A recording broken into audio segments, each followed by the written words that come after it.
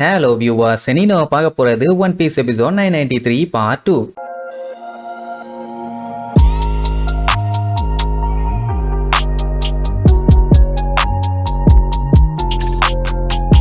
Open பண்ணா ஒரு வழியா கேசலோட பேக் என்ட்ரன்ஸ்ல ரெண்டு குரூப்புக்குமே சண்டை ஸ்டார்ட் ஆயிருது. அவங்க ஸ்டைல பொழந்து கட்டுறாங்கன்னு வைங்க. நம்மளுக்கு தான் தெரியுமே எப்படி எல்லாம் அட்டாக் பண்ணுவாங்கன்னு. தனியா சொல்லணும்னு அவசியம் இல்ல. நடக்கிற சண்டையெல்லாம் பார்க்கும்போது நம்ம சைடு தான் பயங்கர ஸ்ட்ராங்கா இருக்குது. வர்றவனுங்க ஒவ்வொருத்தரும் கண்ணா பின்னான்னு அடி வாங்கி திரிக்கிறானுங்க. அப்போ கேட் வைப்பரை ஒருத்தன் அட்டாக் பண்ண வருவான். பொசுக்குன்னு நம்ம டாக் ஸ்டார்ம் இடையில பூந்து அட்டாக் பண்ணி கேட் வைப்பரை காப்பாத்திடுவாரு. ஆமா, உன் காலுக்கு என்னடா ஆச்சுன்னு கேட்டா மனுஷன் காலில் ஒரு கத்தியை ரெடி பண்ணி வச்சிருக்காப்ல. அதாவது கேட் வைப்பர் கையில கன்னு, டாக் ஸ்டார்ம் காலுக்கு கத்தி. ரெண்டு பேரும் மொத்தத்துல வீக் ஸ்பாட்ட டேஞ்சரஸ் ஸ்பாட்டா மாத்திட்டாங்க. சரி, இப்ப பாத்தீங்கன்னா ரைசோக்கும் ஒக்கிக்குக்கும் தான் சண்டை. ரெண்டு பேரும் ஃபர்ஸ்ட் மாத்தி குறுன்னு லுக் விட்டுட்டு இருப்பாங்களா. ரைசோவே பார்த்துட்டு என்னடா என்ன லுக்கு, கண்ணை புடிங்கி தின்னு விடுவேன், சண்டை போட மாட்டியான்னு கேட்பான். ஆனா அதுக்கு முன்னாடி ஒக்கிக்கு அவங்கிட்ட சில விஷயங்களை கேட்க வேண்டி இருக்குதாமா. சண்டைக்கு நடுவுல என்ன பேச்சுவார்த்தைன்னு கேட்டா, நீ எங்களை ஏமாத்திட்டே உண்மைதான், ஆனா நம்ம எல்லாரும் ஏகப்பட்ட டைம் ஒன்னா டைம் ஸ்பெண்ட் பண்ணமே, அது எல்லாத்தையும் மறந்துட்டியா? அது எத்தனையும் நடிப்பா சொல்லு ரைசோ, நடிப்பா.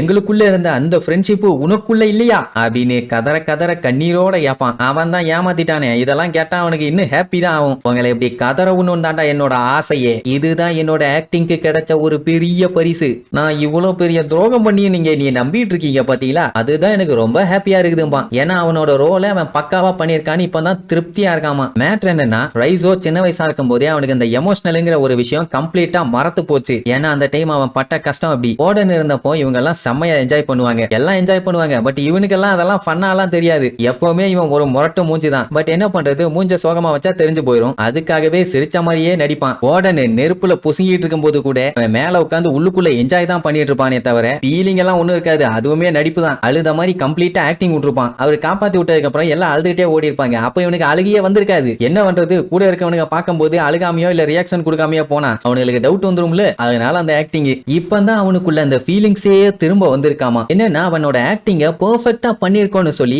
இவங்க இப்படி இவ்வளவு ஃபீல் பண்ணி பேசும்போது தான் அவனுக்கு ஆஸ்கர் அவார்டு கொடுத்த ஒரு ஃபீலிங். ஓகேக்கோ அழுன்னு அழுவா. அழுமா அழு, நீ நல்லா அழுதாதான் என் காதில் தேன் வந்து பாயுது. என்னோட ஆக்டிங் எந்த அளவுக்கு ஒர்த்துன்னு ஐ கேன் ஃபீல் இட் அப்படின்னு நக்கல் பண்ணி ஓவரா சிரிக்க ஆரம்பிச்சிருவான். இன்னும் அழு அப்பதான் எனக்கு ஹாப்பியா இருக்குன்னு உசுப்பேத்தி விட்டவனே அவ்வளவு நேரம் அழுதுட்டு இருந்தவ டப்புன்னு ஸ்டாப் பண்ணி கொஞ்ச நேரத்துக்கு உன் வாய மூடிக்கிட்டு இரு, இல்லன்னா செத்துருவேன்னு சொல்லிட்டு ஒரு லுக்கு மட்டும் தான் விடுவா. அதுக்கே பீதியாகி பேக் அடிச்சிருவான். அதுக்கப்புறம் இப்ப இவ வெட்ட போற வெட்டுல அந்த வலி இவன் சாகர வரைக்கும் இவன் பின்னாடியே வருமாமா. ஏன்னா இப்ப அவ போட போற வெட்டு அவன் பாடியில விழ போறது இல்ல, அவனோட சோல்ல விழ போகுது அப்படின்னு பயங்கரமா பேசிட்டு ஒரு வழியா சண்டையை ஸ்டார்ட் பண்ணிட்டாங்க. காஞ்சிரோவும் சும்மா இல்ல, அசால்ட்டா தான் சண்டை போடுவான். ஆனா இவ்வளவு நாள் அவங்க கிட்ட நடிக்கும் போது இவன் தான் இருக்கலே வீக்கான மாதிரி நடிச்சிருப்பான். அப்படியே கட் பண்ணா அந்த புரோமீத்தியஸ் சன் இருக்குது இல்ல, அது நம்ம நமி குரூப்பை விரட்டுன்னு விரட்டிட்டு இருக்குது. இவங்க இங்க இப்படி மாட்டிட்டு இருந்தாங்கன்னா மொமனசுகேவை எங்கத்த போய் காப்பாத்துவாங்க? அட இப்ப பிரச்சனை என்ன தெரியுமா, இது வெறும் சூரியனா வந்து அட்டாக் பண்ணிட்டு இருந்தா கூட ஏதாச்சும் டகால் டெவலப் பண்ணி எஸ்கேப் ஆயிடலாம். ஆனா இது புடிச்சு கொண்டு போய் பிக் மாம்ட்ட ஒப்படைச்சிரும். அதுக்கப்புறம் அவன் நம்மள மென்னு தின்றுவா.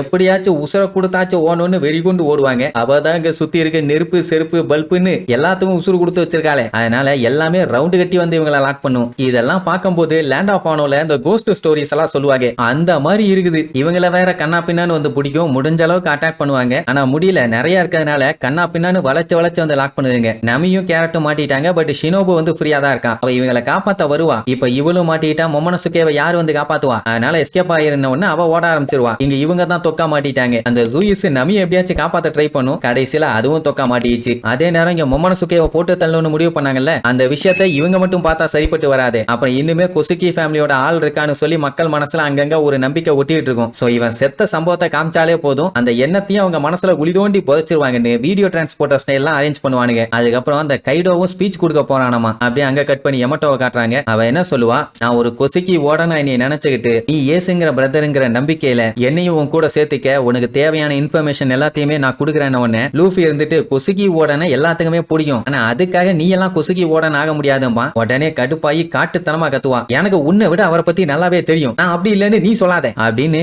கத்துவா. ஓடனை பத்தி தெரியும்னா என்ன விஷயம்னு கேட்டா, நம்ம பையன் ஏஸ் வந்தால அவன் கூடயே ஓடன் அட்வென்ச்சர் போன மாதிரி இவளும் போகணும்னு ஆசைப்பட்டிருப்பான். ஆனா கைவிலங்க போட்டு இங்கே கட்டி போட்டுட்டாங்க. 8 வயசுல இருந்தே இவளை கட்டி போட்டுதான் வச்சிருக்காங்க. அந்த கைடோ என்ன பண்ணிருப்பான் தெரியுமா, இவ எப்படியும் எஸ்கேப் ஆயிருவான்னு தெரிஞ்சு இங்க இருந்து அவ தப்பிக்க கூடாதுன்னு வெடிச்சு செதற பிரேஸ்லெட் அவ கையில மாட்டி விட்டுட்டான். எந்த பேரண்ட் ஆச்சு அவங்களோட பசங்க வெடிச்சு செதறணும்னு இந்த மாதிரி எல்லாம் பண்ணுவாங்களா? ஆனா இவன் பண்ணுவான். அவளால முடியல. இப்படியே அடைச்சு வச்சு பல வருஷமா அவன் கொடுமை தான் பண்ணிட்டு இருக்கான். உடனே லூஃபி பார்த்துட்டு இப்ப என்ன உனக்கு அந்த ஹேண்ட் கஃப் எடுக்கணுமான்னு கேட்பான். உடனே அவளுக்கு ஷாக் ஆயிரும். அதை எடுக்க முடியுமான்னு. நீ எங்க கூட சேர்ந்து சண்டை போட ரெடியா? அப்படி ரெடியா இருந்தீனா நான் கைடோவை கண்ணு முன்னாடியே உதச்சு ஓட விடுறேன் அப்படின்னு வெறியோட சொல்லுவான். என்னை விட்டா நானே அவன் மண்டைய பொழந்துருவேன்பா. ஏன் அப்படின்னா இவ சின்ன வயசா இருக்கும் போது கண்ணா பின்னாடி இவளை போட்டு அடி அடி அடி அடின்னு அடிச்சு தோப்பான். அந்த வெறியெல்லாம் உள்ளுக்குள்ள கொஞ்சம் கொஞ்சமா சேர்த்து வச்சு அவன் கூட சண்டைக்கு வாடான்னு சொல்லி சண்டையும் போட்டிருக்கான். ஆனா ஜெயிக்க முடியல. அதெல்லாம் கேட்டுட்டு சரி ஓகே வா அதை நான் கழட்டி விடுறேன்.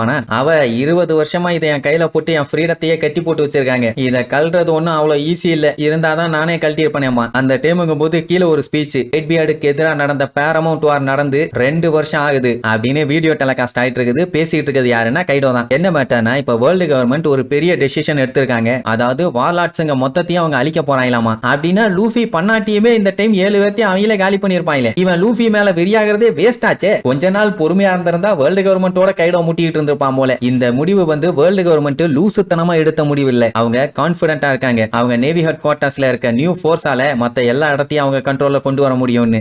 என்ன இவன் சீரியஸா பேசிட்டு இருக்கான்னு அந்த அட்டிக பொளந்துகிட்டு எட்டி பாப்பாங்க பாருங்க. அதான் சூப்பர் காமெடி. இப்ப அவங்களால முடியும்னு வேர்ல்டு கவர்மெண்ட் நம்பிக்கையில இருக்கும் போதே இவன் என்ன பண்ண போறான்னா பிக் மாம் கூட ஒன்னா சேர்ந்து இந்த உலகத்திலேயே பயங்கர பவர்ஃபுல்லான ஆன்சியன் வெப்பனை கண்டுபிடிக்க போறாங்க. அதுக்கப்புறம் வேர்ல்டு கவர்மெண்டால எதுவும் பண்ண முடியாது இல்ல. இப்படி சொல்லும் போதே அந்த இடத்த பொளந்துகிட்டு பிக் மாம் அப்படியே டெரரா ஒரு என்ட்ரி கொடுப்பான். இப்போ பிக் மாமோட கையில ஜூஸ் மாட்டிட்டு இருக்குது. அங்க இருக்க அந்த சில்லறைங்க கையில கேரட்டும் நமிய மாட்டிட்டு இருக்காங்க. என்ன பண்ண போறாங்களோ தெரியல. இப்ப தொக்கா மாட்டிட்டாங்க. இப்ப பிரச்சனை என்னன்னா கைடோவும் பிக் மாமும் ஒன்னா இருக்காங்க. அவங்கள தான் எப்படி நம்மளுக்கெல்லாம் ஒன்னா சேர்ந்து சமாளிக்க போறாங்கன்னு தான் புரியல. மொத்த பேரும் சேர்ந்து சண்டை போட்டாலுமே அவங்களுக்கு ஈக்குவலா இவங்களால சண்டை போட முடியுமான்னு தெரியலையே. தப்பிக்கிறதே குதிரை கொம்பா இருக்குது. எப்படி ஜெயிக்க போறாங்களோ. சரி இதுக்கப்புறம் டைரக்ட் ஃபைட் எப்படி ஸ்டார்ட் ஆக போகுதுன்னு அடுத்தடுத்த எபிசோட்ல பார்க்கலாம். டாடா.